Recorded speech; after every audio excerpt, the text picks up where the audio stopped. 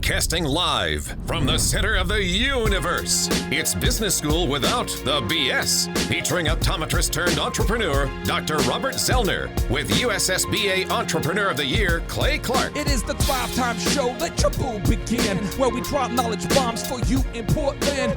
Teaching the proven systems to make your ends. So you can produce the greenery like all the Oregon. Sue will call you Franklin cause you got Benjamins. We'll call you Ben Pearl cause you just bought a Benz. And then you'll be bragging to your wife and kids that your wallet's overweight but it used to be thin. Thumbs away, this is Clay broadcaster with the Zen. With the focus locked in like San Quentin. Can I get a B to the O to the M? You've heard the rumors, he is I and I is him. He be the Z and I be the C. Now it's teaching business skills from Clay to Z. We both grew up poor, but we're poor no more. The goal of the show is to help you soar. Thrive Nation. Guess who's back in the house? Guess who's back in the studio? It is the man, the myth. It is the Z who's next to me. Dr. Zellner's back. Oh, it feels so good to be back. I missed you guys. I really did. I missed you guys.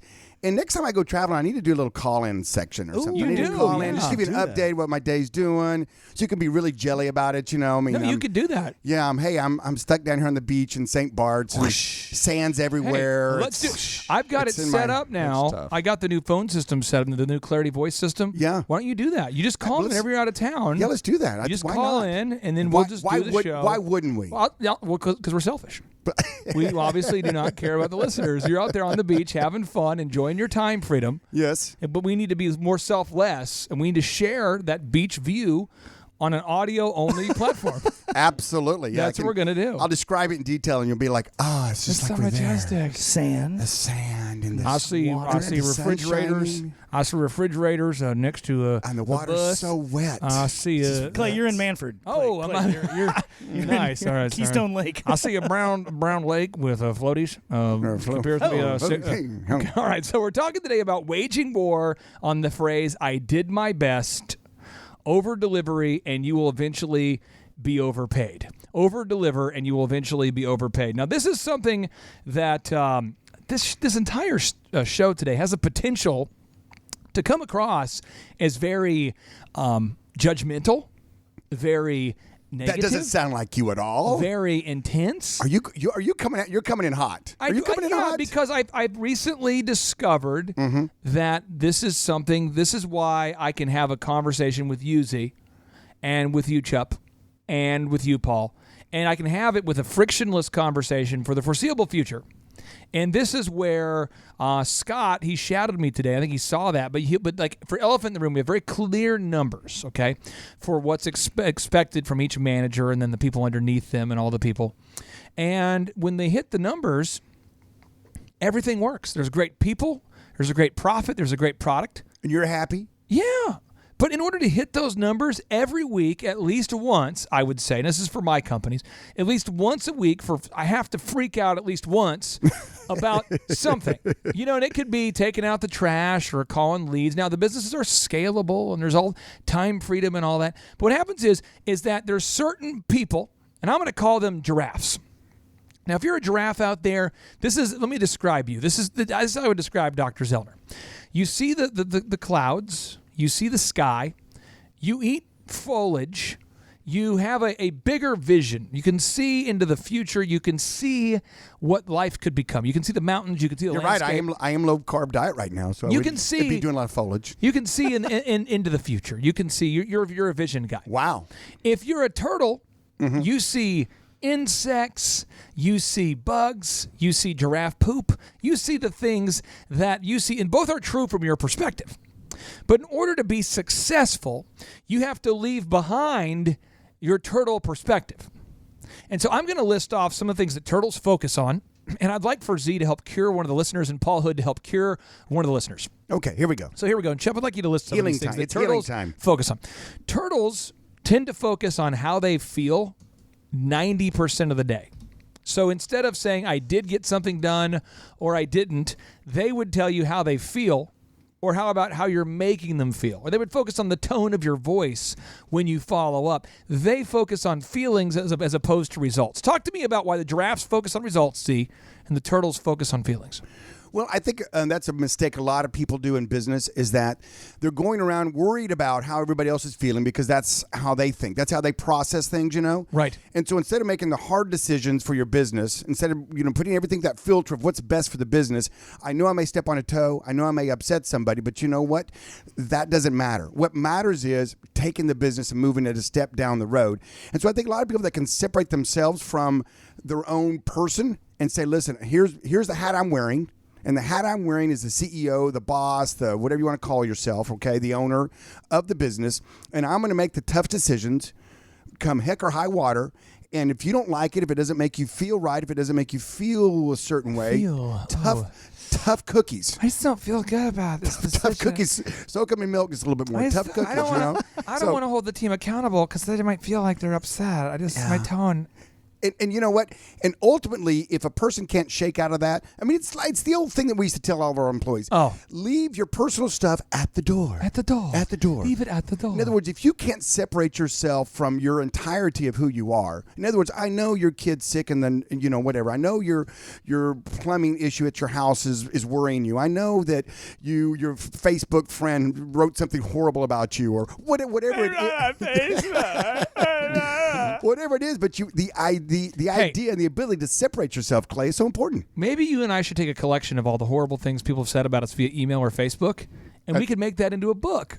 Or we could take it out called Book Your Face. Or we could take it outside and burn it in your with your pinion wood. But then we couldn't hang on to it and lament about it. Oh, that's true. And see, that's what we want to do. And open it up for anybody that will give us 5 minutes. Right. It's kind of like, okay, I could show them a cat video, or I could go through some of the horrible things that have been said about me. Air my grievances. Yes. Every Festivus, I would be prepared. There it is. Okay, so Paul Hood, this is something I've noticed. Turtles don't want to talk about the numbers. Right. Turtles do not want to talk about the numbers. Now, one of the clients that you coach, you work with, you are obviously an accountant. That's what you do. But you're coaching this client along through some savings that they keep bragging on you would be Delricht Clinical Research there in New Orleans. Great folks. They like you. They're diligent doers. They're successful. They're giraffes. They like numbers. Right. Turtle business owners don't want to look at the numbers, hate when you bring it up, and are actually offended if you persist to want to get down to the real numbers. Talk to me about the difference in perspective. Well, the difference in perspective is not just numbers, it's everything. A giraffe is going to be a big picture person that's going to understand that if I create systems and processes that benefit other people, it's going to benefit me. Whereas a turtle is going to be more introverted, is going to be, how does this affect me? I don't care how it affects other people, how does it affect me? And they also, it's more that short-term pain, long-term gain. A giraffe person is willing to invest the effort and the time to change and understand. Oh. Yeah, and they understand that what they learn today is going to benefit them in the future. The pain that they push through today is going to benefit them in the future. And how they steer, they want to know where they're at. They want to know their status, whereas a turtle doesn't. They want to get in their little shell and hope for the best. This is a really negative one, Chup. I'd like for you to talk about this. Now, this isn't fair to turtles, because turtles out there, I know we have a lot of... See, do you know... A turtle's a fine animal, by the way. See, right now, think about this. Right now. It has a nice shell. It's like the M&M of the animal kingdom. I'm a turtle. Now, here's the thing. Okay, for all the turtles... They did win the race. So there are some positive. We haven't the rabbit, the tortoise. The classic story. That's a made-up story, Z. It is. Okay. Let me to make turtles feel better. Let me share this idea for a second here. There's a lot of people that miss their opportunities because they just don't show up on time or at all. And so this is what I've noticed about turtles versus not turtles. I'll give you an example. This is Dr. Z. If I asked Dr. Z, I said, Dr. Z, could you come to this party? He is a person who I would call an intentional person. I've noticed that about him. He's a Danny Silk kind of powerful person, but he would say to you, Clay, I like you, but I'm not going to go fishing. Or he would say, if I didn't want to. Right, but I'm saying if you didn't want to. Or you would say, Clay, there is like a 1% chance I'll be there because I've already committed to something else. Should it cancel, I'll let you know. But you're not going to you're not going to leave people hanging. But if you say you're going to be there, by and large, are you perfect? No. But by and large, I mean, it's very, we're worried about we're worried that you're okay if you don't show up. Correct. For some people, though, you just know, like if they do show up, you're almost like, what? What? And it's for every area of their life, though. They just can't seem to get to church on time. They just can't get to the appointment on time. They can't pay their taxes on time. They can't do their mortgage on time. They just can't get to the meeting on time. And Jeff, it's so hard for the turtles. Well, it's hard for the turtles because they can't see their goals, Clay. They're not tall enough to see where they're going. They're just stuck down there on the ground. And so what I found a lot of time with the turtle mentality is they don't have any type of planning or strategy to their day. So they're just kind of munching along, just going in whatever direction they can see right in front of them, as opposed to a giraffe who will look up, see where their goals are, and they're making sure they're on track and heading in the right direction.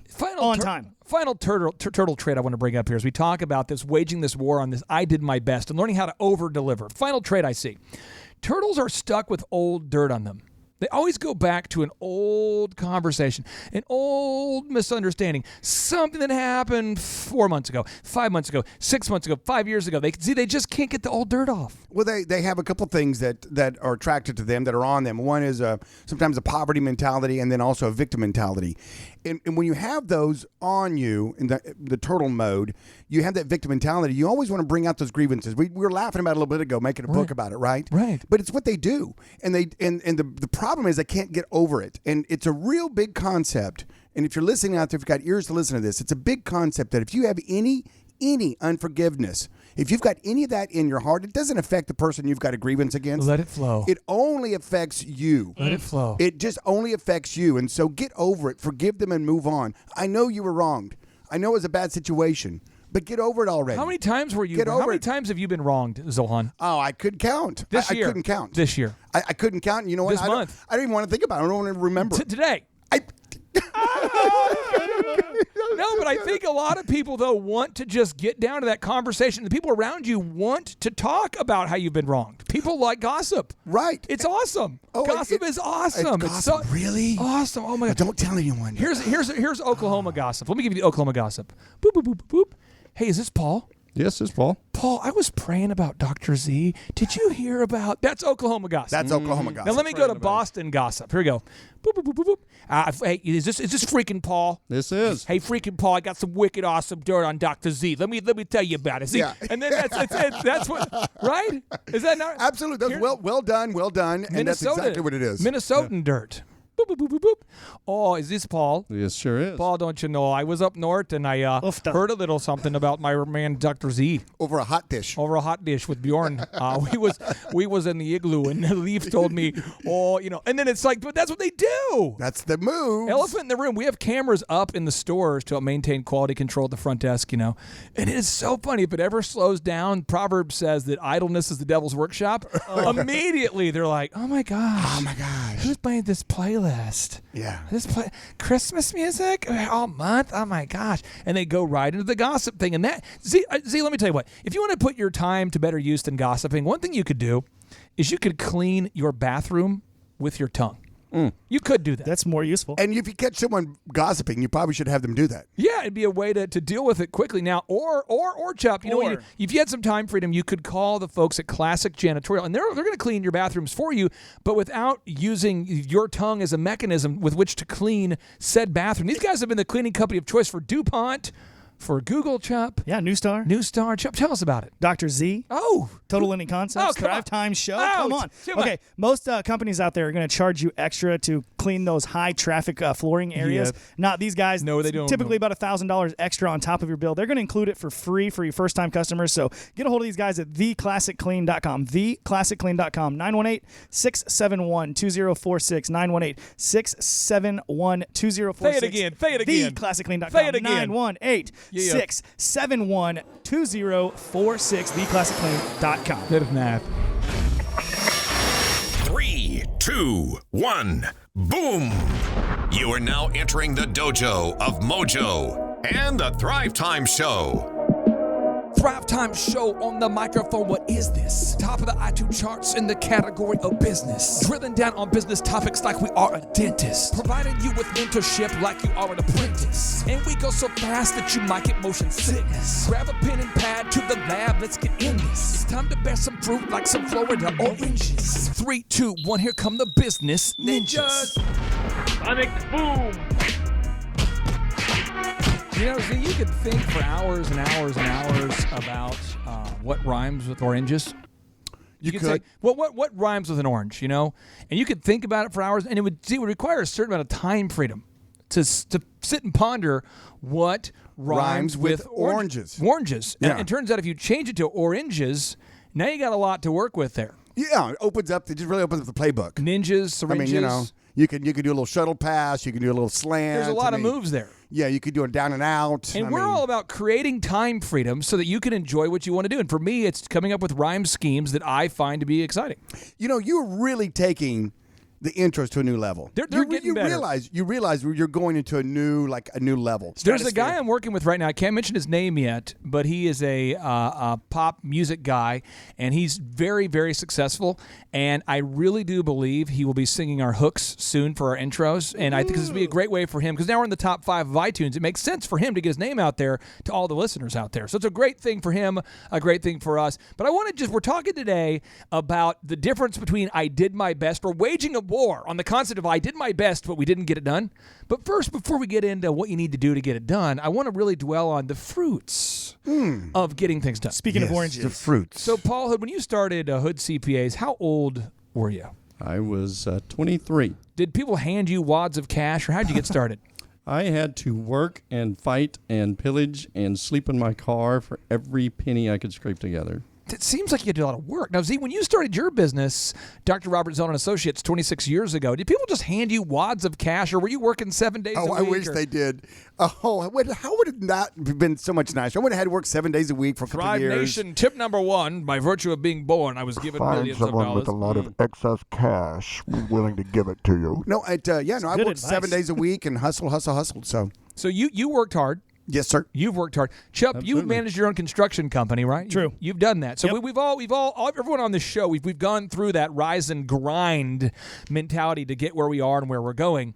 Now, Paul, you decided this week you're going to enjoy some of the time freedom and financial freedom, and you decided to join up with a supercar West Coast rally. What was this thing? What did you do? It's called Corsa Rally, and there's about 70 supercars, Lamborghinis, Ferraris, McLarens, all kinds of stuff. And we drove through. What are these brands? Are these off brands? Yeah, I don't see a lot of these on the roads. Lamborghinis. You don't see too many. You know what's funny though? What's really funny, and I think we need some Ferrari people to help me understand this, because there was like 40 Lamborghinis, 10 or 15 McLarens, and 1 Ferrari. See, the Ferrari people, what I've been told is they buy their car and they put it in the garage. They don't drive it. I don't understand. It's not like a daily driven. Yeah, what's that all about? I don't know. So I don't know. Yeah, well, I tell you what, it's the kind of conversation that only giraffes would have. You guys have worked hard to get into a certain worldview because of the results you produce, not because of virtue of where you were born or your heredity. It's the work ethic. You know what's great? What's great? What's great is you know what? I didn't shut my business down when I left. I was gone for a week, and I was out enjoying. How's my that top possible? down, driving, and business kept going. Time. Yeah. Owner's gonna go home. No, that's not how a business should work. No. Closing time. Dr. Z's not seeing patients today. Well, first it starts off as a job. Right.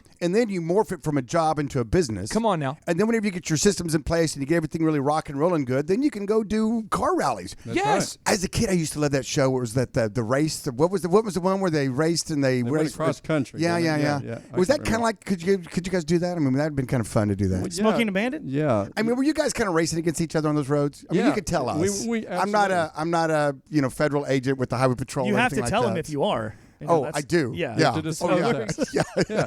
Well, absolutely. And I held my own. It was did good. you? It was fun. Yeah. Did you guys give each other a little skunk eye and eyeball each other as you're going by each other? No, what they did was like there's pictures out there of me getting stopped by the police, and they would drive by and honk and wave and take pictures and put it on Facebook. Nice. Yeah, it's Is fun. it kind of like a Dukes of Hazzard faux police department where it's like No, they were pretty serious. They were real serious. Did you spend time in jail? Actually, the reality is they start off serious, and then they start looking at the car and asking questions, and it ends up being a picture setting, and they want to get pictures with the car, and so it was great. It was a good time. Well, Paul, since you've just completed your bodybuilding, the contest, right? And you got third in one category and second in the other. Congratulations, by the way. Did it help when you got pulled over? Did it help to take off your shirt to kind of show off the new Paul Hood? Did that help you get out? Yes, officer. I just want to. I mean, because you didn't get any tickets, right? You just got warnings. I was just wondering, did you just have your shirt unbuttoned all the way? I mean, did you just kind of leave, kind of like it's so hot in here? I don't know. I need someone to help me drive. Did that help? I'm pretty sure that was not a. I don't know. I don't know if it's a move. Is that a move? I wasn't there. I don't know. Do we have any proof this was not a move? He's using his body. I use whatever I got. He just signs the warning with his phone number and a smiley face. So here are the first of the principles that we need to begin to live by if we want to get to that giraffe level. If we want to get to the top of the mountain, if we want to have some success, here's concept number 1. You must over-deliver, and you will eventually be overpaid. Napoleon Hill, the self-help author, the best-selling self-help author, writes, "Going the extra mile is about delivering more and better service than you think is expected for what you are paid." Whoa. That's a big change right there. Doing that's a big change. I mean, that's not normal. Z, talk to me about learning how to become a person who over-delivers consistently. When did you first learn that rise and grind mentality of be there 15 minutes early for a meeting, get your stuff done, make your yes, your no, your no, that hardcore belief where you did it or you didn't, where you said, forget the phrase, I did my best. You either did it or you didn't. When did that occur for you? Right early on. I mean, because I figured out that no one is going to give it to me. No one's going to hand it to me. You know, the other optometrist in town didn't get together and say, hey, here's how we do this. There's enough for everybody. We all get our little slice of the pie. It's I'll a big tell you pie. what, man, he's a good guy. We just give him like a quarter of all the business. It's a big pie out there. It reminds me of a joke. Can I tell a joke? Please. Get it. It's really a story. It's a story. I'll tell you what, I'll save it for the next segment, okay? Because it's really a fun little story, and I don't want to just rush through it. But I learned that early on, Clay. And the thing about it is that you have to have the mindset of, I'm not going to do my best. I'm going to do whatever it takes. See, this is you the thing. You got to switch it. I just want to share this with somebody in a way that will help coach you up. Is that nobody gives a crap if you're going through a personal crisis as it relates to your business. My wife and I, we've had a miscarriage. My dad's had cancer. My dad died of ALS. My best friend died in a car accident, all of which were not on days of my choosing. Yep. And I had to show up. And I see so many people that take 3 months off of their business because they're going through a personal problem. You can't do that. You have to show up. And the hardest part of running a business is just showing up. Day after day, you've got to deliver. And I'll tell you people who deliver, Chup. The guys at Onyx Imaging, those homeboys, professionally speaking, those homeboys deliver. They literally deliver. Same and next day office supplies, printer supplies, nice. Printer service. They can fix your printer. They'll bring you a loaner. If your printer goes down and the team's just sitting around, get a hold of Onyx Imaging. ONYXimaging.com. Call them today. Send in for a quote, and they're going to give you a free printer cartridge that matches whatever printer you have. Okay? How's it possible? How's it possible? Call 918-627-6611. Get a hold of them today, 918-627-6611, or check them out at onyximaging.com, ONYXimaging.com. Let me lay some pressure down. I think there's only one availability left. Call right now or never get a deal. And back to a show that's cooler than the other side of the pillow. It's the Thrivetime Business Coach Show. It's the Thrivetime Show on your radio. Get it on the broadcast or the podcast down low. We'll teach you the moves to make your business roll. Provide you the fuel to make you want to go. Whether you're a startup or a big-time baller, we'll teach you the systems to increase your dollars. Google Optimize, sales multiplies. We cite it all so we never lies. Pitch yourself, it's a truth, not a fable. My name is Clark, but I ain't Clark Gable. Next to me, it's Z, he owns Stables. And you can too if you unplug the cable. All right, Thrive Nation, welcome back to the conversation. It is the Thrivetime Show on your radio, where today we're talking about the difference between turtles and giraffes. And you might say, what's the difference? This is something that I want everyone to get, and then I'm going to turn the mic over with plenty of time for Dr. Z to share the super story. I was invited by Clifton Talbert to go to Southern Hills for the first time. Now, for those of you who don't know what Southern Hills is a country club in Tulsa, Oklahoma. Z, how would you describe it? It's like a top 50 course in America, top 100. Yeah, they've had PGA tournaments there. I mean, it's a real deal. It's a real deal. And it's swanky. Clifton invited me to go with him to lunch. Now, this is when I was still picking my wife up from your office with the subwoofers. Were you still in thug mode? I was in thug mode. Oh, no. So Clifton asks me to go. So I thought, okay, I'll go, So true story. First off, I meet him at his office. And Clifton Talbert, he's the first African-American west of the Mississippi to launch a bank. His life was made into a movie once upon a time when we were colored. And he's a great guy. Now, Clifton points out, he says, we're going to go to Southern Hills. Do you have a coat? And I brought a coat because I remember him saying that his assistant told me bring a coat. So we go out to lunch. Now, I've never been in a Mercedes. He had a Mercedes SUV. I've never been in the Mercedes ever in my life. Furthermore, I've never been to Southern Hills. So he pulls up to the gate, and the gate guy, there's a guy there, at the gate. Oh, yeah, security guard. Who's like, Mr. Talbert? Thank you. And he says, yeah, it's me and a guest. Okay, great. What's his name, sir? He gives him his name. Opens up. Boop. I've never seen a gate open. We drive back. I'm like, this is crazy. This is so cool. Seriously, I'm somewhere over the You know why they added that guard at the front gate? Me? No, you know why? Why? There was a famous murder there. Really? Yeah, an assassination. And it was in several movies. It's who's the guy's name? J. Paul Getty? Roger Staubach. Google it. Roger Craig, running back for the 49ers.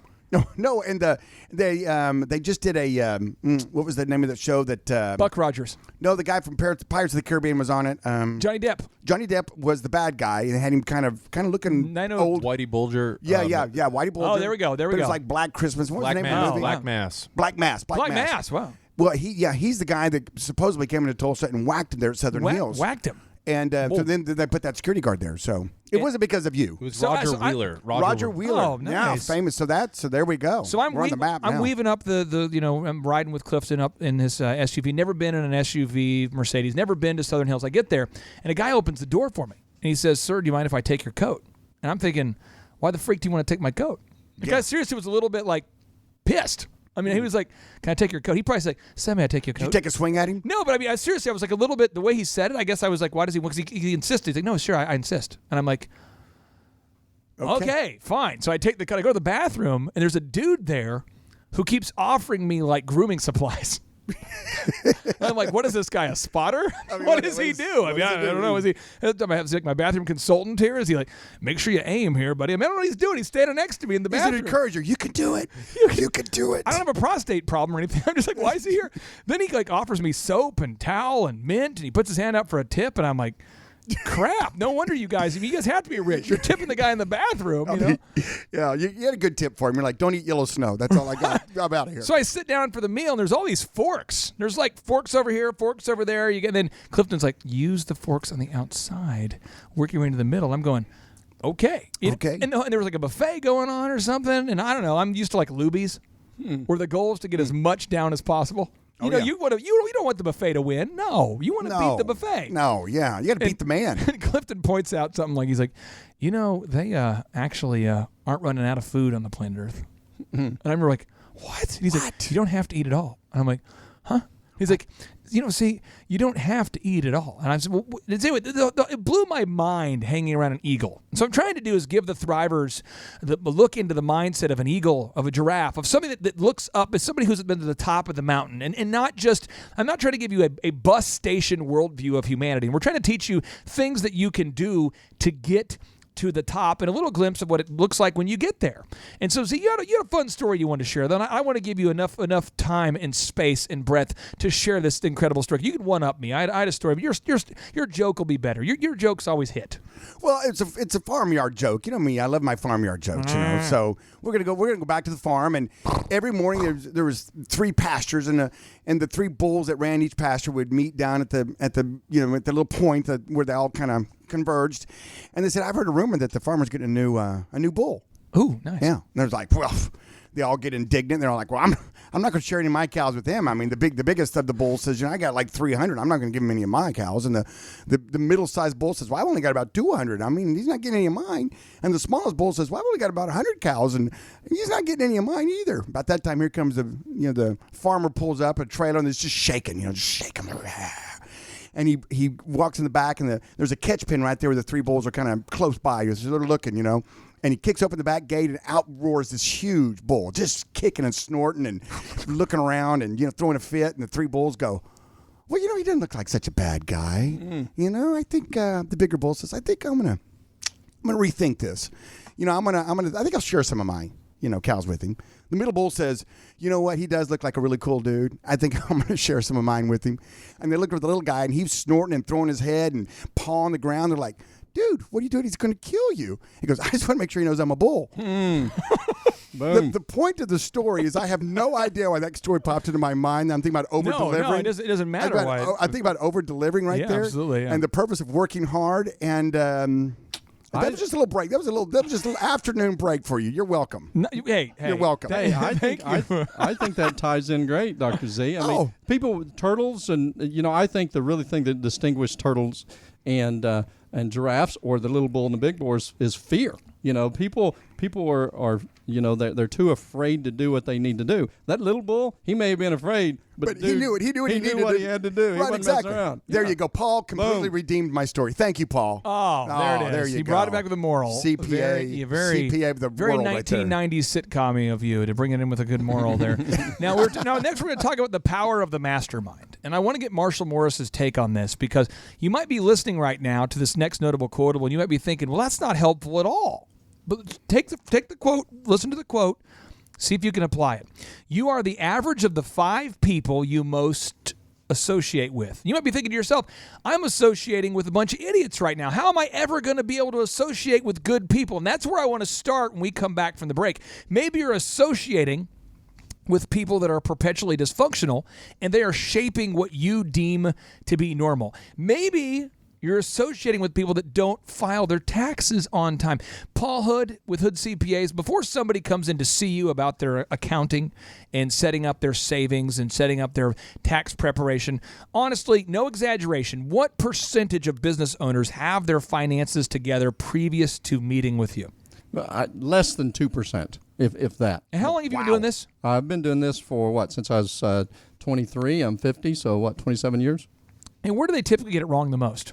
Where they get it wrong is a lot of times actually it's who they're working with. You think a lot of CPAs or accountants actually work for the IRS, and they're real reactive. And at hoodcpas.com, we're very proactive. We look forward. We help you learn how to use your numbers to steer your business. Now, if you want to be proactive about your accounting, reach out to hoodcpas.com today. That's hoodcpas.com.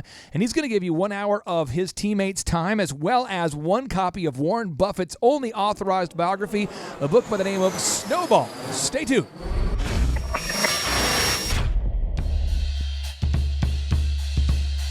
Want to attend the legendary Thrivetime Show Business Workshop for free? Subscribe on iTunes, leave an objective review, and send us confirmation at info@thrivetimeshow.com to claim your tickets. Want to live in a van down by the river? Come by and see us at our Riverwalk offices, and we'll be able to make your dreams come true.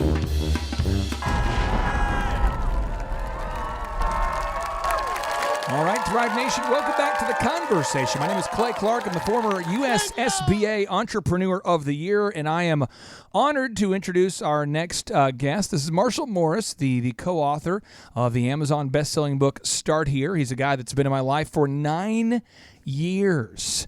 And it's fun with Marshall, having him on the show, because Marshall is doing with his career right now what I wish I would have done with my career if I could go back and do it all over again. I wish I was right now. I wish I was where he is now at that age. Because the DJ business, although I'm thankful that it provided for my family, I literally DJ'd every single weekend, every single Friday, every Saturday, every Sunday, every major holiday, including Christmas Eve. I did a wedding on Christmas Eve for no fewer than 7 consecutive years. You were really good, by the way. The last year before Vanessa told me, she says, hey, I think it's time to sell the company. I had done that particular, I did over 250 events. And I loved the DJing, but the thing that I loved was antagonistic towards the person I loved. It's like not possible to, because every show, people didn't say, hey, do you want to have a party on a Tuesday at the afternoon? We'll be done by 5. Everyone says, hey, Friday night, Saturday night, Sunday night. And everyone's having a birthday. It's always after hours, and that's when your kids are home with you, And so it was a weird deal. Now, Marshall has chosen the path to become a business coach and an author. And what's kind of fun, Marshall, is you've met Lee Cockrell, the former executive vice president of Walt Disney World Resorts. You've got a chance to meet Dr. Zellner. Mm-hmm. You've got a chance. I'm right here. Yep. But I mean, you've got a chance. Nice to meet you. Nice. Darn glad to know you, Marshall. I love what's going on over here. But you guys, you had a chance to meet a lot of giraffes, a lot of successful people, a lot of people from at the top of the mountain at a young age. So what advice would you have for somebody out there listening, regardless of their age, who says, I'm not around? I know that Tim Ferriss is correct with his quote, you are the average of the 5 people you associate with the most. I know that Napoleon Hill's correct, but you want to surround yourself with great people. I know this, but how can I do it? What advice would you give him, Marshall? Well, here's the thing. This is one of the things that I realized very early on is your limited resource is time. And you have to choose with whom you choose to invest that time with. And so one of the questions that I had for Dr. Z, because I see you do this all the time, okay? There's this quote. It's by Colin Powell, okay? Retired 4-star general. Okay? Love Colin Powell. Okay. Love his quotes. And this is hot sauce. This is what spoke to me. It's going to be offensive. Okay. And it might be offensive. It's going to be offensive. Colin Powell said it's going to be rough. Out of it comes a question for Dr. Z here. Okay. It says, the less you associate with some people, the more your life will improve. Anytime you tolerate mediocrity in others, it increases your mediocrity. Can you read it again, please? Okay. And I have little sound effects I want to weave in just to make sure we hit it home. All right, here we go. The less you associate with some people, the more your life to me. the more your life will improve. But I've known them since high school. Anytime you tolerate mediocrity in others, but they're my friend. It increases your mediocrity. But I went to church with them for years. So this is the question, okay? And I found this very early on in my early 20s that I needed to make this switch and choose who I hang out with. So most of the people my age or the kids that I grew up with. How old are you right now, you whippersnapper? I'm 27 now. Oh, right? whoa. And so while a lot of them are going out on vacations and driving around. Constant trips. Constant trips. Never-ending trips. Never ending. They never end. Never focused, always on the trip. That's right. How do you make that switch to choose, number one, not to associate with some people, okay? And number two, how do you not tolerate mediocrity in others? Is it holding them to a standard, or is it just choosing not to associate with them at all? I'm going to give you a couple keys to the kingdom. Come on now. Keys to the kingdom. You might want to get a notepad and a pencil. Maybe let me get maybe one of those big chiefs. I love the big chiefs notepads and a number 2 pencils. Is it okay if I get a tablet and a chisel? You could do a tablet and a chisel, or you could do, a ballpoint pen is always a favorite too. Okay. Nice. Okay. So number one, get this concept deep into your marrow and understand this is a truth, and that is people change seldom. See, I hate every time you say. I know, it's so offensive. true. And I tried for so long to teach DJs how to be good people. I tried to fix cousins, uncles, brothers-in-laws, neighbors. I've tried, and every single time, not a single one of them has ever changed. Ever. Never. Because people change seldom. Oh. Now, I've seen a remarkable change in you, Clay. And I have seen some people have remarkable changes. But they had to change themselves. They had to do it. I mean, I could have sat there with a ball-peen hammer hitting on you all day long, and you wouldn't have changed. But that's why for the Thrivers out there, I always tell the Thrivers, listen, your coach, your coaching, your teacher will appear when the student's ready. That's why we have a program that's like for 1 out of 10,000. There you go. I mean, if you're going to call and say, hey, how do I optimize my website, and then argue with somebody when they tell you how, if you're going to say, hey, how do I fix my accounting, and you're going to argue with them when they say how, that's not, you probably shouldn't call Hood CPAs for a meeting, or you probably shouldn't call the Thrivetime show. I mean, see, people change seldom until they want to. Correct. Now, here's the key to that. So as you look through your Rolodex of friends that you have currently, because we all have a Rolodex of friends. You know your top 5, your top 10, top 20, someone that can get a hold of you, someone that could get you lunch, someone that can get you dinner, someone that can, hey, you got a minute, and you'd say yes. I mean, there's the category of guys are in that category, right? Mm-hmm. And you can rate them. You can think about, okay, who is the best influence on me and why? Who is the second best? Who's third best, fourth best? I mean, just like you should do with employees. Oh, by the way, if you own a company, you should always know who your number 1 draft pick is on down this player was undrafted, person, Right. And so so what happens there is that you look at those and you say, okay, I want to start spending more time with the ones at the top of my list and less time with the ones at the bottom of my list. Come on now. And as you spend less time with the ones at the bottom of your list, they will kind of work their way off your list. Okay? What if they're related? You know what? It's the same thing. Okay, so you got Thanksgiving. All right, can you suffer through a couple hours of turkey and passing mashed potatoes? I suppose I can. I mean, can you? I mean, can you shoot off a few fireworks on 4th of July and grind the ice cream and have that and then get out of there? I mean, yeah, there are those family occasions that you will have to interact with those people. Well, that doesn't mean that they're in your daily life. That doesn't mean they're in your inner core. The suckle. the circle of life. And so what happens there is, I would encourage everybody out there to weed the idiots out. I know it's a strong word. I know, but it's a real word. It's a word. It is a real word. You know, the thing about this real word is the real word has meaning. So let's look it up and just see if you are in fact correct.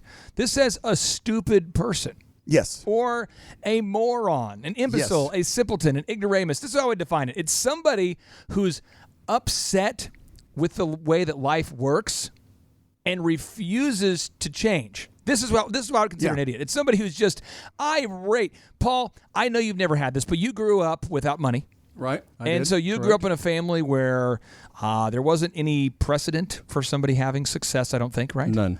And so I'm sure that the majority of people in your family have risen up from growing up poor to be successful. Everybody has decided to change and make the lifestyle changes and the habit changes and carrying a day timer, having a to-do list, being organized. I'm sure all of them have decided to make that change, right? That's not true. The ones that are associated, and this is not to sound conceited, but my kids, the ones that have seen the example that I've created, the example of not making an excuse, because people are where they're at because of the choices they make. Oof. And a lot of times it's real simple to make that easy choice and not to push through.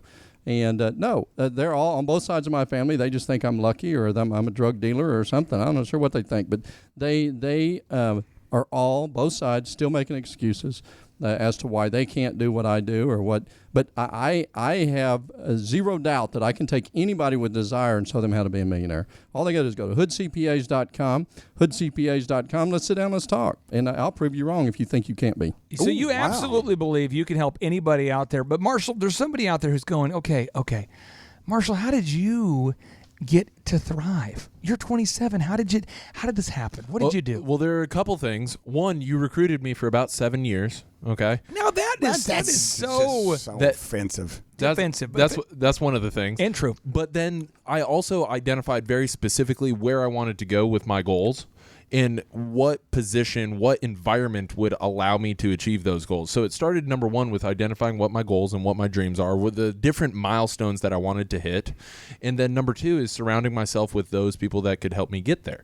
And so you can, I don't believe that necessarily for everybody, cool cars is the end all be all. Right. But if you're going to surround yourself with people, I mean, the fact that they drive pretty cool cars is a nice little bonus. You know, a goal that I had this year was to eliminate all the bugs outside of the Man Cave Studios. I want to eliminate all the bugs. I want to kill the mosquitoes and the mojitos.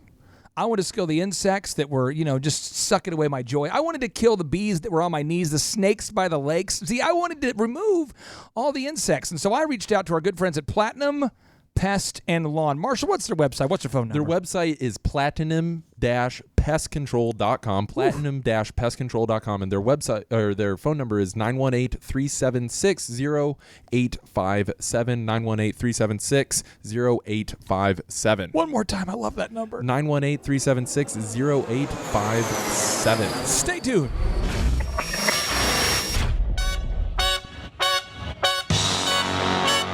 Attend the world's best business workshop led by America's #1 business coach for free by subscribing on iTunes and leaving us an objective review. Claim your tickets by emailing us proof that you did it and your contact information to info@thrivetimeshow.com.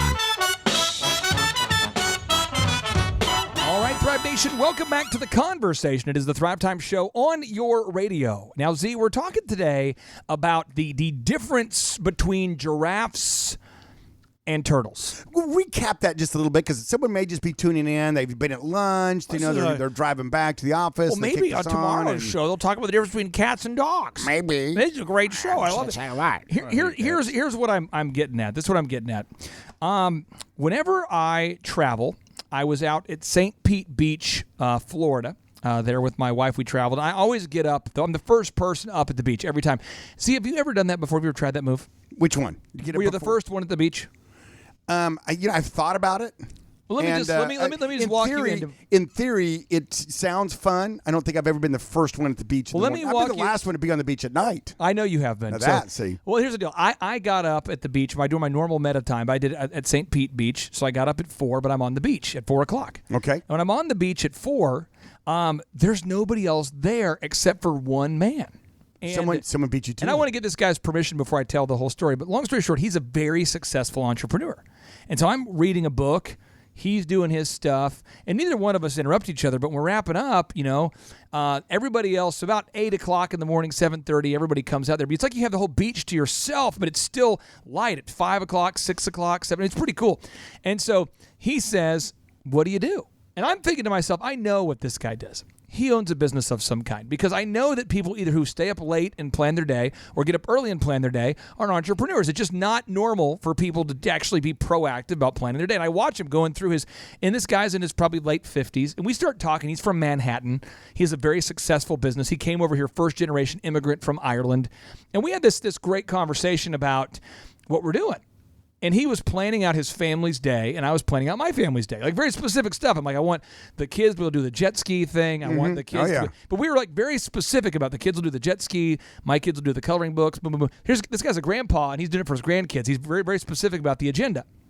And I have just found that very few people on our planet are proactive. It's just not. It's just by nature. It's just like, by nature, we're not proactive. And the only way that I can teach you to become a proactive person quickly is to one-on-one coaching is fabulous, because every week you have somebody holding you accountable to your goals. Right. But if you can't do that, just surround yourself with people who are where you want to be in that area of your life. So if you want to get in great shape, I mean, Paul, you got an unbelievable shape for this fitness competition. What was your starting weight, and what did you end at? I 16 weeks ago started at 176, ended at 147. Wow. It was ridiculous. It's impressive. 28. It's almost embarrassing how light. Now, in a week, I've gained back about 10 pounds since it's been over. But your photos were pretty striking. I mean, you finished second in the competition. Is that right? Yeah, I would like to look like that all the time and still eat the way I want to eat. But you got in great shape. Yes. But did you say, you know what, I want to get in great shape. What I'm going to do is I'm just going to eat the same diet that I've always been eating, and I'm just going to sort of will it into existence? Or did you reach out to a mentor or an expert who really knew what they're doing? No, Clay. It's kind of like, I had some shirts made that were muscle shirts. On the back it says "Success is intentional," and no, I hired a coach. Imagine that. I hired a coach. What? Yeah, and that's crazy. And I was already in good shape. I felt good. I looked good, I thought, for 50 years old. And this guy said, "Well, here's what we're going to do. We're going to start with the end in mind, and then we're going to build this program. This is you what lost how many pounds in a month? 28 pounds in 16 weeks. Now, if you're listening to this show right now, I've seen this with people of all weights lose 28 pounds in a month by following these systems. So again, this is not hyperbole. This is not an exaggeration. You actually did this. Continue. Yes. So the way I did it is the way I teach people at hoodcpas.com to be successful in business. You start with the end in mind, and then you design a program. You work the program. Come on. You measure the results, and then you modify the program. So he set up what I was going to eat, when I ate. I had to prep my food. I knew I had to eat 6-7 times a day, exactly what I was going to eat, how much it weighed, everything. You're running around with your blender. You brought your blender in the studio. Yeah, the coolest blender ever. It was great. Right. And the food was good. You know, I missed the things that I couldn't eat, but the point is I had a goal in mind. I started with the end in mind, and we got there and we ran to the finish line. So here we go. I'm going to break down the attributes of the people you want to associate yourself with. I'm going to go attribute one by one, rapid fire. I'm going to tip the first one to Dr. Z, the second one to Marshall, the third one to Paul. We'll go around the horn. Here we go. Okay, dude. Attribute number one, Napoleon Hill writes, the attributes of successful people are unwavering courage. Unwavering courage means they have a full belief in themselves and their occupation. No intelligent follower will follow a leader who lacks self-confidence and courage. Z, unwavering courage. What say you? One of my core things, and for people that have been around me any significant amount of time, know that the thing that I want to stamp out almost the most is fear. Fear? Fear. People that make decisions. I'm afraid. People that make decisions through their fear just wear me out. It's hard for me to be around people that live in that category. I'm telling you what, just get rid, if you're out there. But they might abduct me. An alien might abduct me. We could be in a car wreck. I tell you what. Car wreck. It could go down. Bobby should wear a helmet. The sky could fall tomorrow. You know it could. Business could fail. I'm going to encourage you out there. Listen, if you got ears, listen to this right now. Listen to it. Get rid of fear in your life. Just say to yourself, I am fearless. I am fearless. I have no fear at all. I have no fear at all. And if you're making decisions based upon fear of any kind, shame on you. Get rid of it and be positive and be optimistic. Let's play roulette tonight. Okay. No. But I mean, so you're not crazy fear. Yeah. Right? Because you say no fear, so make sure we balance it out. Because you're not telling people to be ridiculous and not think about reality. You're saying don't be bound by fear. Don't be bound by fear. So many people make decisions based upon fear. It's kind of like, well, I'm afraid this may happen, so I better not do this. What if it happens? I don't want to start a business because it might fail. That's fear. That's fear. That's what that is fear. Come on now. Now, self-control, Marshall. This is put simply, if you cannot control yourself, then you can never control others. Self-control is a must in leadership. Break it down. You must be able to show discipline in your ability to say no. If you set your goals and you identify what it takes in order to get to that goal, if you don't have the discipline to say no in the things that would distract you away from that goal. No. I've been practicing. That's a lot of no's. Perfect. That's a lot of no's. But most people, exactly that. They have to practice on saying no with themselves before they can say no for others. You want to start, if you want to learn to say no, you start with the N sound. So and then you follow it with kind of a roundish. So you and then what you do is pretty soon. And then this is what happens: is as soon as you put say, them together. Was no. Now if you do it enough, what'll happen is you'll start to notice that immediately after you say no, this is the reaction you're going to get. You get three reactions, Marshall. You only have 3. This is what the human race can give you. Here's the first one. I'm going to say no, and then you do the reaction. Okay, ready? Okay, ready? No. Are you kidding me? I've known you since high school. Are you kidding me? It's the guilt move. They want to guilt you into doing what they want you to do. That's number 1. That's number 1. Okay. Move number 2. Move number 2. This is it's questionable ethics, but I like it. Ready? Ready to go. No. So when you say no, what exactly do you mean by that? Yeah. Because I'm hearing yes. See, that's sales. That's sales move. Oh yeah, that's a dirty little move. Now here is the third, and this is probably the my favorite. It's passive aggressive avoidance. Okay. So here we go. Go for it. Ready? No. Great. I'll pick you up at 6. Just that's just ignoring. And that's a move. And so you've got to get used to that. I think people are so afraid of people freaking out, they don't say no. So that's a move. Now, Paul, this next move is number 3. You want to surround yourself with people who have a keen sense of justice, essential for leadership in any calling. Otherwise, you will lose the respect of your followers. You want to surround yourself with people that don't make decisions based off of religion, politics, race, feelings, emotions, but based on logic. Talk to me about a keen sense of justice and how that plays into you running your businesses at Hood CPAs. Yeah, a keen sense of justice to me would be you do what's right. Oh. You do what's right. And again, Zig Ziglar says if you help enough other people get what they want in life, you get what you want in life. And there's so many people that think the key to success is lying and cheating and the quick get-rich quick scheme. I just want to Hey, I tell you what, if you got 2 friends with $100, I can, just give it to you right now. Hey, Paul, real quick here, this is the deal. I have worked on a deal for several weeks with an unbelievable deal with a Saudi prince. I've done it, and I can verify it. The denarii is what we would call the Iraqi currency, which has been liquidated due to a war zone. But what we're going to do is you put some money into the denarii. When the economy turns around, as Trump's going to do here very soon, next thing you know, a few rockets go into Syria. I have guy inside the wire. We call it the wire. He's an inside and what guy. he's going to do is when you put the money in, the rockets, next thing you know, you're worth millions. So when you want to do it, it's only $10,000. You got to do it like in an hour. I got a good one the other day. I got an email from Warren Buffett. Warren Buffett. I give away Warren Buffett's book. Yeah. You go to my What website, hoodcpas.com. Warren Buffett is going to give me $500 million. Oh, thanks, Warren. Yeah, it was a great deal. Nice. He almost had me. I almost clicked, but it's that kind of deal. Somebody's you do what's using. right. Yeah, they always use celebrities' names, or they say they're a Saudi prince, or you just do what's right. Do what is going to create wealth or benefit for the long term.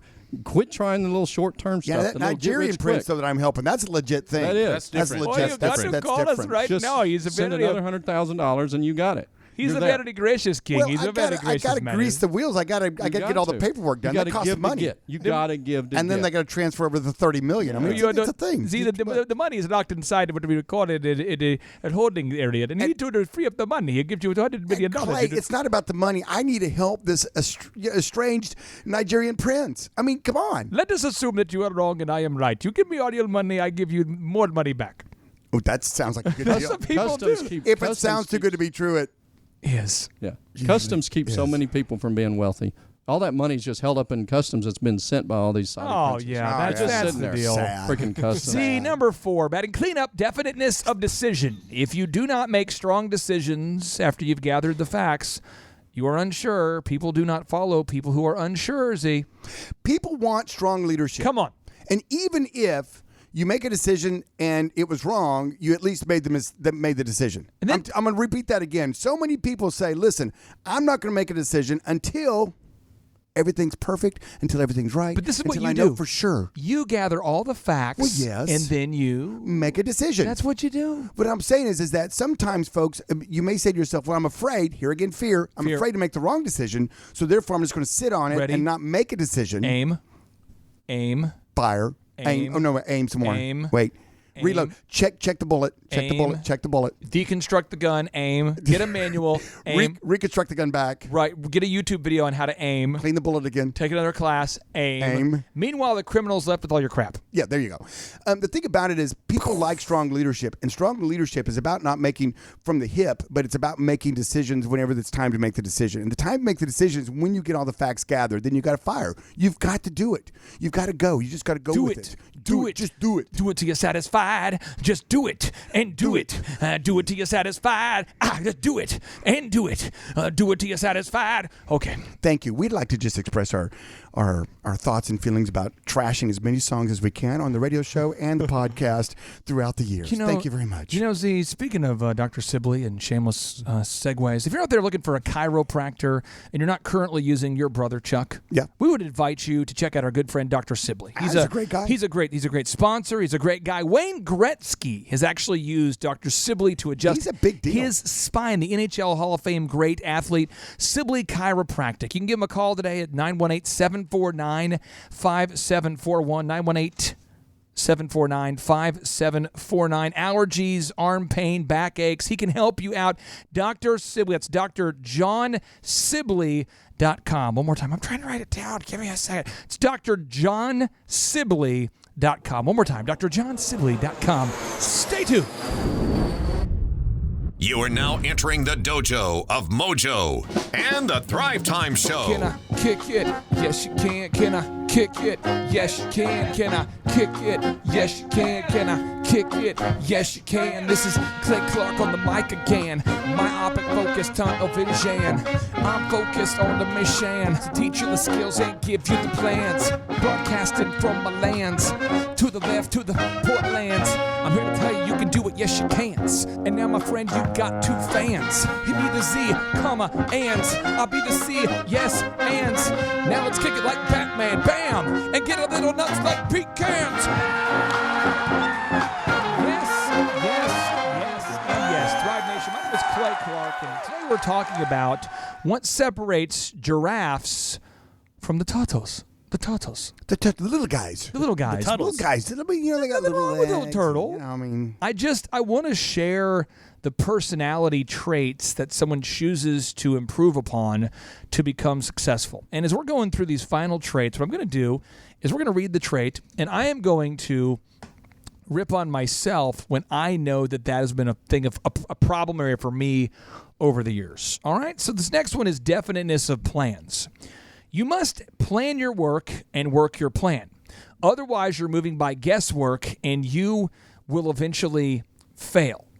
That one has never been a hard thing for me. I'm a big planner. I like to look at the plans. I like to really research and strategize and read the books and lay it out and make the workflow. That to me has never been a hard aspect of it. But for a lot of my coaching clients, they've never had a plan. It's just by the seat of their pants. They're just going 90 miles an hour, 90 miles an hour, 90 miles an hour. But this next character of successful people is one I struggled with for a long time. It's the habit of doing more than paid for. Because this is what happened was, I got a job at Target, and I did not understand this concept. See, have you ever heard of the concept of work as unto the Lord? Have you ever had that concept? You ever heard about that? Yes. It's a concept. It's in Colossians 3:23-24, and I'll have Chuck put that on the show notes there. But this is what it says. I thought it said something else, but this is what it said. It says, whatever you do, work at it with all your heart, as working for the Lord, not for human masters. Since you know you will receive an inheritance from the Lord as a reward. It is the Lord Christ you're serving. I used to think it said this here, Paul. Paul, this is what I thought. I thought it said, whatever you do, work at it with all of your heart if you like your manager, as working for the manager who is a flawed human. Since you know that you'll receive your inheritance as a result of eating all the pretzels when he doesn't look at you while working in the Target electronics section. Signed, sincerely, Beavis. And Butthead. Yeah, and I thought that was somehow in the Bible there. So I want to. What's the idea though? Where do people get that wrong? I used to do that. I used to not work hard unless the person I was working for deserved my work. Well, but now I just do it regardless. You know what I mean? But talk to me about that. Well, I think what that is saying is and that's great. That's what I define as an A player. Is even an employee they treat the business as if it's theirs, because most of the time when you have a business owner that's really, you can tell they're going to be successful, they don't do just the minimum, they do extra, and really, especially in the early stages of their business, they're working, don't get paid until down the road. And so when you look for an employee that does that is somebody who is treating the business as if it was theirs, and that's somebody you can build a business around. And so I think that's a mentality that can be developed, but a lot of times, like you've said before, they've got to make their own choice. Now, Clay, I've got a question for you. We're comparing giraffes and turtles. So I did 9 miles on Sunday. 9 miles? Yeah, and so how long does it take you? You know how many? About 2 hours. Wow. You know how many turtles I saw dead on the road? That's probably 10. You know how many giraffes I saw dead on the road? 13. 0. Oh. Yeah. Wow. So shocking. I think that's a picture. Shocker con. Yeah. If you want to be a turtle, you're gonna get ran over. That's I hadn't thought about it that way, but I do agree with that. I do think that if you're slow to adopt these character traits, you're going to get run over by life. And so this final one. Hold on a second. I've got something to add on to that. Oh yeah, add on. When you talked about that, the concept of who you're working for, right? That is, by definition, the difference between a giraffe and a turtle. The turtle sees the human manager. They see their flaws. They see that when they're not around, hey, look at that. Hey, my boss isn't perfect. He's on, the old saying, when the cat's away, the mice will play. The mice will play. Yes. The giraffe, though, says, you know what? I know it's in my best interest for a number of reasons to work hard and to be diligent, no matter who's watching. Oh, by the way, with cameras now, they're pretty much watching all the time. Right. Turns out. Turns out. If you're out there scamming people. Turns out when Billy the manager's off on the smoke break, he's on his phone watching the cameras. Yeah, they're still watching. Look at those people not working at all, I swear. But the giraffe knows that the long-term view of him being diligent in his work pays off in a number of ways. One, next thing you know, he's the manager. It becomes a reputation thing. People start talking about it. Why did you see the inner confidence you develop? The work ethic. Right. I mean, wow. There's so many things. There's so many good reasons why you're doing it. One was the scripture you quoted, but there's also so many other good reasons to do it. And that's really the giraffe's view of it, going, you know what? I know nobody may be watching, but I'm still going to work my best. Speaking of character traits that will lead to your success, this next one is one that Eric Chupp personifies. And I'm not just saying this on the show, but it's having a pleasing personality. And this is needed to get the respect of followers, and it is essential. Now, Chupp, you are on the inside now. You see what's going on. I've made it to the inside. You see, you're in the inner circle. And you know this is something that I constantly work on because I'm just I have a real hard time when people don't get their stuff done. And I don't mention it. I don't I don't really candy coat it unless I'm very intentional. True. And so you see me work at that. What are some ways you see in our weekly meeting? Because John's personality is very similar to mine, where you see our staff meeting where we try to make it fun, where it could be otherwise dark and intense. Yeah, so that would be one area, right, is we try to have some fun. I think at our coaches meeting this morning, actually, we had a little game where you play and it shocks you.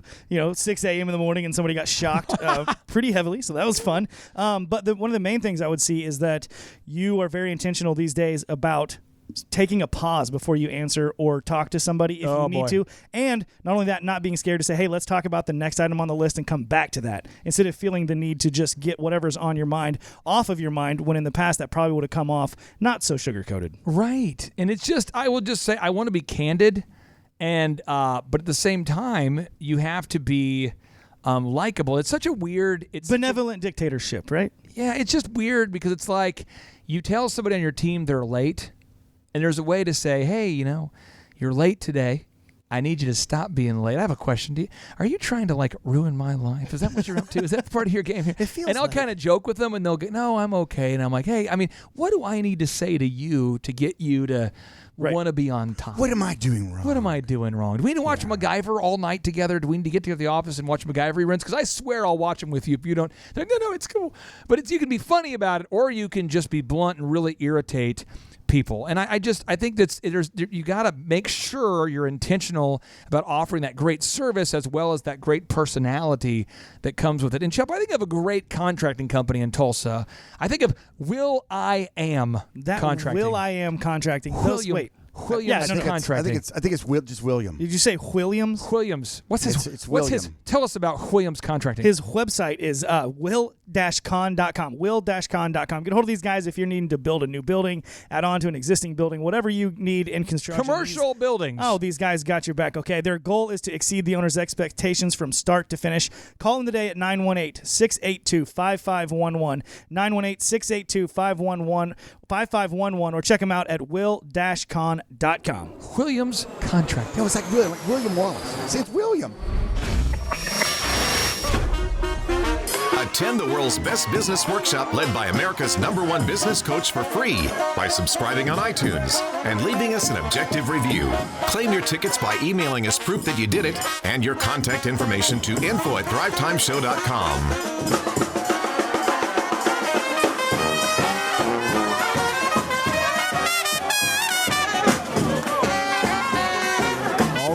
Nation, welcome back to the conversation. It is another exciting edition and another adventure of the Thrivetime Show on your radio. We're talking about the difference between giraffes and turtles. If you're just tuning in, basically, there are some people that grow big enterprises and they lose it all.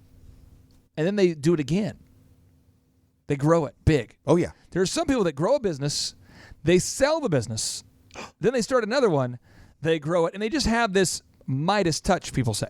Yes. Then there are some people that have the ability to never have success because they're loyal to their dysfunction. So what we're trying to do is help somebody out there today who's maybe been off having a mental luncheon for a while, and you're not really in an area of function. You're in an area of dysfunction, and you're saying, you know what? I know my life doesn't have to be this way, and I want to know how to do it. So we're trying to help you with these moves. And right now we're really harping on these leadership traits, these leadership characteristics you can develop over time. This next one is number 8.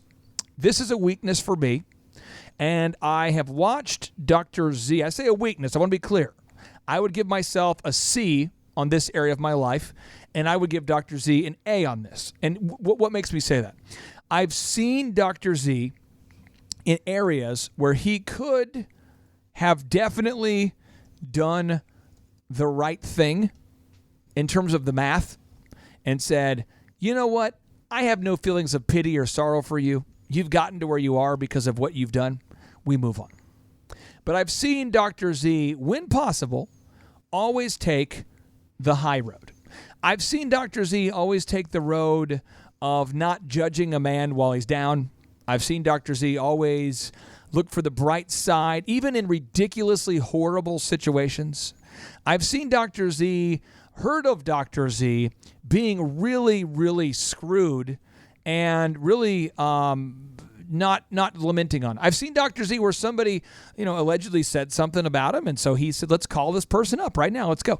I've seen him do this all the time, and I really appreciate his ability to do number 8. This is sympathy and understanding. A successful leader must be in sympathy with his or her followers and understand their problems if they want people to follow them. Z, talk to me about your approach to sympathy and the understanding of your teammates. A lot of people out there, they say to themselves, I want justice. Justice. I want justice. Yes. I want what's due me. I want what's fair. I want justice. Off with his head, man. I'll tell you I want what. to tell you what. That guy did me wrong, and I'll tell you what. I want justice. I want this thing to get figured out right now. Because I'll tell you what. Billy, stop playing the banjo and get the shovel. Come on. We're going to go get justice right now. Okay? Come on. Let's go get justice. And the thing about it is you've got to change your mindset. You don't want justice. You want mercy. Ooh. Powerful. You don't want, trust me, you don't want what you deserve in life. Trust me on that. Come on now. You don't want it because none of us are all that great when you really bore it down and break it down. Now, some are worse than others. I'll grant that. I'll grant that. But I'm telling you what, you don't want justice in life. You want mercy. And so if it's something I want. Come on now. Then guess what I want to give to other people? Oh.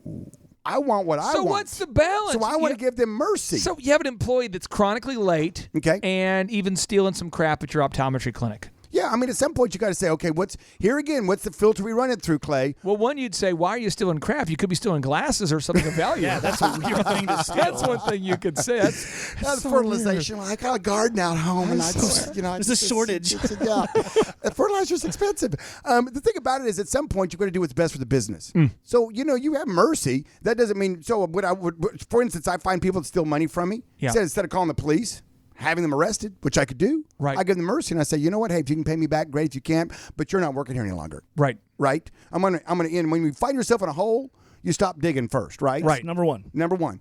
And so you say, hey, listen, you're not going to be here any longer, but you know what? I forgive you. And oh, by the way, if you want to pay me back, you know how to get the money to me.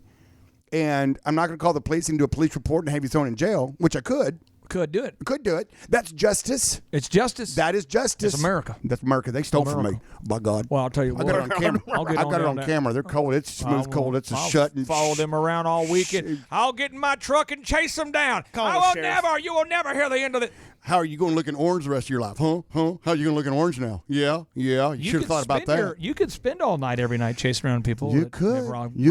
But I'm telling you what, that's my philosophy in life. And the thing about it, just like I've told you before, Clay, I've been in business before where they say, hey, listen, there's going to be 100 people come in here. 100.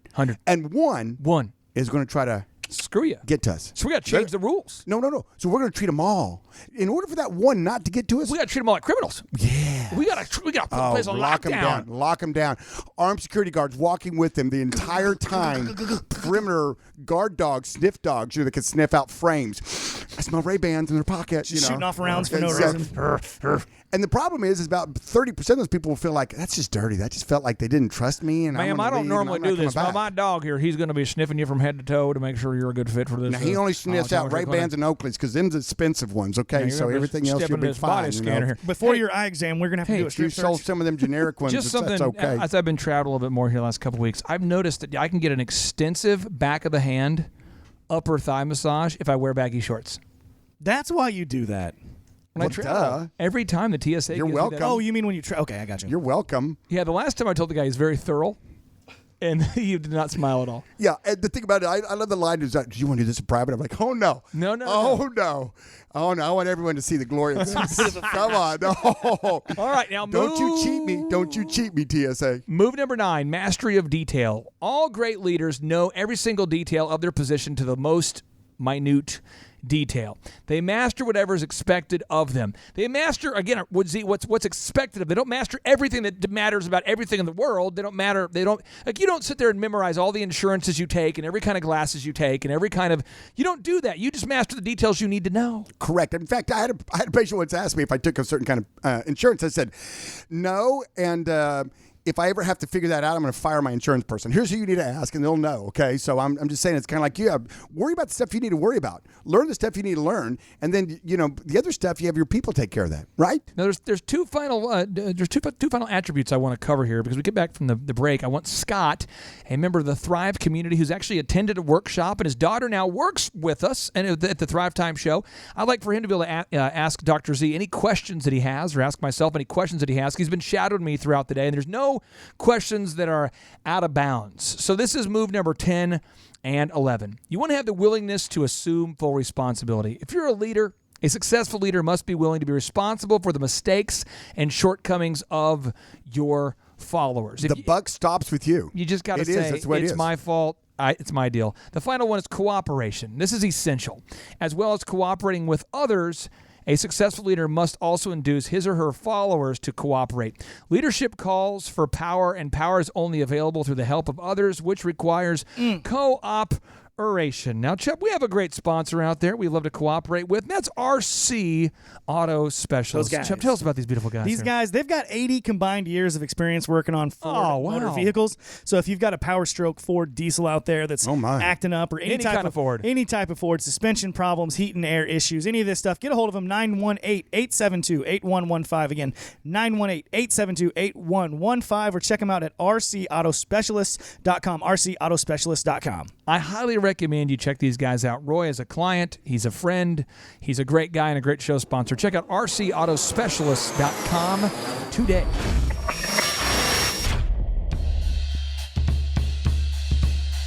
Want to attend the legendary Thrivetime Show Business Workshop for free? Subscribe on iTunes, leave an objective review, and send us confirmation at info@thrivetimeshow.com to claim your tickets. Want to live in a van down by the river? Come by and see us at our Riverwalk offices, and we'll be able to make your dreams come true. All right, Thrive Nation, welcome back to the conversation. It is the Thrivetime Show on your radio. And today, we had a listener that's really taking advantage of a lot of what Thrive has to offer. And I just want to brag on Scott. Scott attended a workshop. Scott, do you remember, was it in October? I think it was October. October, you attended a workshop. Where are you from originally? California. Okay, so you attended a workshop. I think you heard of us on the radio show. That's right. And you brought your daughter with you. I did. And your daughter at the time, I think, was 16 or 15 years old? 16, yes. 16, and you have a food truck business. I do. And it was towards the end of day 2, you came up to me and you said, I remember this, you said, hey, I don't know right now at the timing if the program would be right for us, for what you guys do, but I know my daughter would benefit from being in this kind of environment. Could she intern? And your daughter said, hey, I'll do it for free. I'll do whatever. And this girl came in, Roberta, and just has worked diligently. And she's now to a place where she's doing search engine optimization, and she's getting up to, pre-tax 14 to 17 an hour as a 17-year-old now. And so I think that's pretty cool that you did that. Second thing I think is pretty cool is that you said, hey, can I shadow? Can I come shadow? You wanted to see what I do on a daily basis from really about 5:55 to 4:35. I mean, you've been shadowing all day. I mean, see, this is incredible. You skipped over a very powerful thing right there. You just kind of skipped. You just kind of skipped right over it. Like a glazed donut. I want to unpack it just a little bit. Oh, nice. Yes. And you said something that his daughter, Roberta, wanted to come in and intern, i.e. work for free. The super move, right? That we teach on the show. And then you said, you didn't even pause. And you said, oh, and now she's making $14, $17 pre-tax. She's actually she's actually right now, if she was acting her wage, she would be a 35-year-old making more money than 3/4 of the people in Oklahoma. And she's on pace. If she stays, she's going to start working full-time this summer. She should make 21 to 23 an hour. And I told her dad, and I told her, if she stays the course and did what I call my Mormon Thrive mission, 2 years of just working at Thrive, there you go, she'd be up to making $75,000 or $80,000 a year because she's so diligent. Well, and that's the concept, though, is, hey, I got my foot in the door, right, by doing the super move. Yes, saying, hey, I'll just come in and work for free. It's awesome. I just want to intern, right, and then that transitions into money. Because you see this young lady and you say, hey, listen, she's good. Right. She's over-delivering. What? She's being diligent. It's crazy. Attitude, on time. Oh. She has the 5 A's rocking and rolling. She does. And then you say to yourself, we need to keep her around. We do. We should probably throw her some money. Right. And that way we'll keep her here. Because she's great. Right. And that's a super move. That's what you do. And the concept, people are like, well, I would never go work for free for them. I value myself as I have more cheapens my brand, and my brand's very important to me. And, Well, here's the deal. I'm going to give Scott the permission, if he wants to cheapen our brand or build up our brand, or whatever he wants. Because he can ask us any questions he wants here. Fair enough. So, Scott, you have the floor. Thank you. Well, first of all, thank you very much for the opportunity, not only for this and for my daughter. A little back, I spent a lot of time in the military, and my whole attitude was go out and do the job regardless of the sacrifice. So when I became a civilian, which I didn't really convert to very well, my after listening to your podcasts for 4 or 5 hours a day, I realized I was in the wrong position to be successful at a business mentally. So after I don't know, hundreds of hours of listening to your podcasts, now I find myself in a unique position of having a full-time job, which is necessary at the moment, and yet trying to start a successful business. There you go. Like that. Yep. Okay. My business is such that the hours are countered to my being able to be there. So how do I solve a personnel problem? How do I have if I'm not able to be there the majority of the open hours? Yep. I'm going to walk you through how to do it. This is what I would do, and then I'll have Z one up me here. One is I'd go by the camera. What's the camera that Chup that Marshall has? The Arlo 2. Yeah. By the Arlo 2 cameras, it's about $400. You install that camera in the food truck. Okay. That's step one. You get that done. Step two, what you do is you make sure that you do a group interview every Wednesday. And so I used to do my group interviews at Panera Bread while I had 3 separate jobs every Wednesday night. I would meet people. I'd rent the little room for $25 or $30, and I'd do a group interview. And if no one showed up, I would do training with my existing staff. Either way, I'm always training and recruiting. And I let people know I pay based on performance, and I am always watching. Now, back in the day, how I did it is I had people who I knew. I would have them spot check the weddings because I could never be at the wedding to watch. Right. Now, the Arlo technology is so great. The cameras that used to be like $20,000 are like $500, and you can hear audio of what they're saying, what they're doing. You and the can camera speak quality. back to them, actually. Two-way audio. Yeah, dude. Very cool. Very you can cool. hop in your car during lunch and go, put your pants on. I mean, you can really. Those would be my 2 steps. What would you recommend? Okay, you might want to write this down. I'm typing it up for him. I'll print it out. There's a website you need to go to, drherreraacapulco.com. You need to fly down and see him. He's got a little clinic down in Acapulco. Okay, yes. I can't tell you the exact location because it's kind of a secret deal.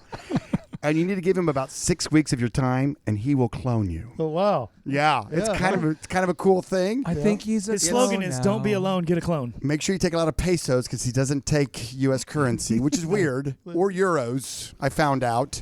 But Dr. Herrera down there is actually cloning people or some. No, you do exactly. This doesn't look like you, Z. Who are you? Wait a minute. I'm busted. When you start making clones of clones, that's when it gets kind of sketchy. You got a crazy eye going on here. Well, the thing about it is, I say that in joke, but you want to get your DNA. You want to find people, and they're out there. The one thing that drives me crazy is when people are saying, "Yeah, you can't. There's no good employees out there. You can't find good help. No, you can't. You can't find good help." No. And I always equate it like going to TJ Maxx and going, you don't know what's going to be in there, but you got to dig, and you'll find a good deal. Every Wednesday at 5, we do a group interview, and every Thursday at 5, I think Tip Top Canine does their group interview. Yep. Yeah. And there's a lot of good people every week that we can't hire because we're already booked out. We already have the people. You can just show up. Come segue at ours. Yeah, Wednesday at 5. Yeah, and the thing about it is, what you do is you're always trying to upgrade. You're always trying to upgrade your personnel, and you try to get people that they're never going to love that food truck as much as you do. Just get over that. I mean, they're never going to. Can I sleep here, Scott? Can I sleep here? It's not. I want to make this my home. It's not about the money. Don't pay me. I want to intern in your food truck. I'm the Mother Teresa of food trucks. But as you work around them, as you train on them, like Clay said, as you spend time with them, as you put more and more of your DNA into them, the cream will rise to the top. You'll find some people that are like great people, and then take good care of them, pay them well. Take good care of them, because if you don't, somebody else will. They'll go start their own food truck, right? I mean, it's not magic. I mean, it's not like, hey, get a truck and this is a magical food truck. Look at it, it's amazing. Apparently, put some food in it. I'm going to put a big horn on the front of mine, and make it a unicorn food truck. Since this food truck's been serving mushrooms, it's been magical. Magical. But that's the key, and the thing about it is, finding good people is one step. Keeping those good people is the second step, and that's really probably almost more important. Because when you find them now, what gets tough. What gets tough? What gets tough is when you find the good person. Yeah. You keep them, and then guess what? They get entitled. Oh. Well, I'm the one working this food truck. I mean, come on, Scott. It's really? gonna happen. I mean, that's the difficult issues. Finding good people. That's one. Keeping good people too, and then working through that entitlement phase. By replacing them. They will get to, and it's tough. That's the thing. It's tough. You're like, I've got an A player here that is busting my chops about You know, Z, speaking of A players, thinking about entitlement, look at this here. The Patriots, look at the guys they just picked up. Oh, no. They went here to the 5th round. We had some good going. We almost made it through a trades show. his first and second round picks away for rando 5th rounders. We got Jawan Bentley. We got Christian Sam, yet another one. We've got, well, here he is. Another Patriot, one of these undrafted guys, Braxton Berrios. 5'9", 183. Name it, claim it. Look, it's Wes Welker's clone, yet another man who they're drafting from the University. I bet Wes went down to Dr. Herrera in Acapulco. That's it. Look at him. There he is. Little small guy. And he's a cloner. And Z, they're going to keep him until he gets entitled, probably. And then they boot him. And then it's 4th and long. Right. And then they boot him. The Patriots are just a great example of a small business. Next up. What's your next question there, Mr. Scott? The next question is, after today and seeing how your systems plug in, you can plug a business in, I find myself in the need of making my business scalable, which is going to cause me to change my business. So do I continue to run it under the same name, like Route 66, catering versus fry bread, make the catering scalable, move the fry bread truck off to the side, keep it all under the same umbrella, or change the name entirely?